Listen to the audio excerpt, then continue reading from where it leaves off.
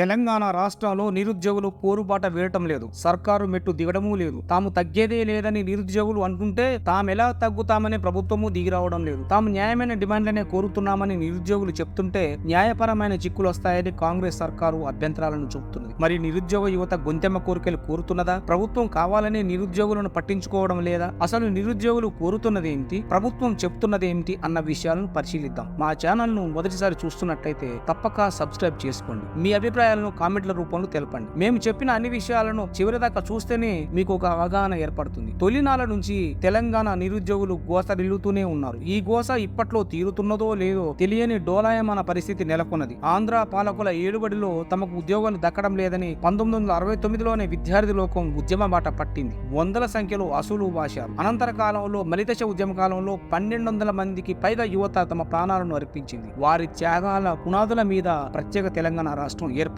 ఈ దశలో తమకు కొలువులు వస్తాయని తెలంగాణ నిరుద్యోగ యువత ఆశించింది. 2014 నుంచి 2024 వరకు రాష్ట్రాన్ని బీఆర్ఎస్ పార్టీ పరిపాలించింది. 2 విడతల్లో ఆ పార్టీని ప్రజలు ఎన్నుకొని అధికారాన్ని అప్పగించారు. ఉద్యోగాల భర్తీ చేపట్టామని బీఆర్ఎస్ ప్రభుత్వం చెబుతున్నా ఒక క్రమ పద్ధతిలో చేపట్టలేదని నిరుద్యోగులు రగిలిపోతున్నారు. ముఖ్యమైన గ్రూప్ పోస్టుల భర్తీని పట్టించుకోలేదని మండిపడ్డారు. 2వ విడత ప్రభుత్వ హయాంలో ఆఖరి దశలో టీఎస్పీఎస్సీ ఇతర సంస్థల ద్వారా వేలాది పోస్టుల భర్తీ ప్రక్రియను బీఆర్ఎస్ ప్రభుత్వం చేపట్టింది. అయితే సమగ్రత లోపించిందని, పోస్టుల సంఖ్యను పెంచాలని, మెగా డిఎస్సి ప్రకటించాలని నిరుద్యోగులు ఆనాడే రోడ్డెక్కారు. టీఎస్పీఎస్సీలో కూడా అవకతవకలు చోటు చేసుకోవడంతో ఆ ప్రభుత్వంపై నిరుద్యోగులకు మరింత కోపం పెరిగింది. ఇదే సమయంలో నిరుద్యోగులు పెద్ద ఎత్తున పోరాటాలు సాగించారు. అప్పుడే కాంగ్రెస్ పార్టీ నేతలు మేమున్నామంటూ నిరుద్యోగుల భుజం తట్టారు, భరోసా కల్పించారు. వారి తరఫున ఆనాటి బీఆర్ఎస్ ప్రభుత్వాన్ని నిలదీశారు. గ్రూప్ పోస్టుల సంఖ్యను పెంచాలని, మెగా డిఎస్సి వేయాలని, ఆనాటి గ్రూప్ 1 మెయిన్స్ కు 1:50 కాకుండా 1:100 చొప్పున ఎంపిక చేయాలని, జియో 46 రద్దు చేయాలని ఆనాటి బీఆర్ఎస్ ప్రభుత్వాన్ని కాంగ్రెస్ డిమాండ్ చేసింది. తమ ప్రభుత్వం అధికారంలోకి వస్తే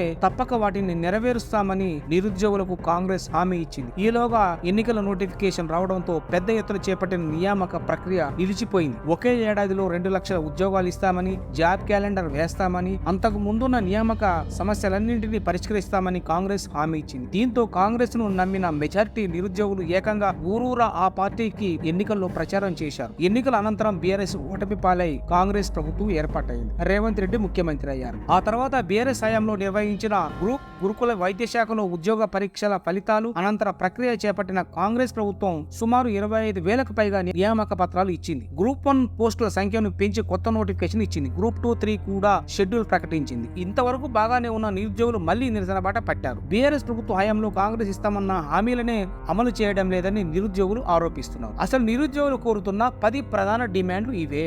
1. గ్రూప్ 1లో పోస్టుల సంఖ్యను 2,000కు పెంచాలి. 2. గ్రూప్ 3లో పోస్టుల సంఖ్యను 3,000కు పెంచాలి. 3. పై 2 గ్రూప్ పరీక్షలను వాయిదా వేసి డిసెంబర్లో నిర్వహించాలి. 4. డిఎస్సిని పోస్ట్ పోన్ చేసి 25,000 పోస్టులతో మెగా డిఎస్సి ప్రకటించాలి. 5. గ్రూప్ 1లో 1:50 కాకుండా 1:100 చొప్పున మెయిన్స్ కు ఎంపిక చేయాలి. 6. కాంగ్రెస్ మేనిఫెస్టో హామీ మేరకు 2 లక్షల ఉద్యోగాల భర్తీ ప్రక్రియను వెంటనే చేపట్టాలి. 7. కాంగ్రెస్ మేనిఫెస్టో హామీ మేరకు జాబ్ క్యాలెండర్ ప్రకటించాలి. 8. జియో 46 రద్దు చేయాలి. బాధిత అభ్యర్థులకు న్యాయం చేయాలి. 9. గురుకుల పోస్టుల్లో రీలింక్విష్మెంట్ విధానాన్ని అమలు చేయాలి. 10. కాంగ్రెస్ మేనిఫెస్టో హామీ మేరకు 4,000 చొప్పున నిరుద్యోగ భృతిని ఇవ్వాలి. ఈ దశలో ఆమరణ నిరాహార దీక్షలు కొనసాగుతున్నాయి. నిరుద్యోగులు పెద్ద ఎత్తున తరలి వచ్చి టీజీపీఎస్సీ ముట్టడికి రావడంతో ఉద్రిక్తత నెలకొన్నది. ఈ పరిస్థితుల్లో స్పందించిన ముఖ్యమంత్రి రేవంత్ రెడ్డి కొన్నింటిపై కీలక విషయాలు చెప్పారు. అదేమిటంటే రానున్న బడ్జెట్ సమావేశంలో చర్చించి జాబ్ క్యాలెండర్ ప్రకటిస్తామని స్పష్టం చేశారు. ఇక మిగతా విషయాల్లో న్యాయపరమైన చిక్కులను సాకుగా చూపుతూ ససేమిరా అన్నట్టు తెలిసింది. గ్రూప్ 1లో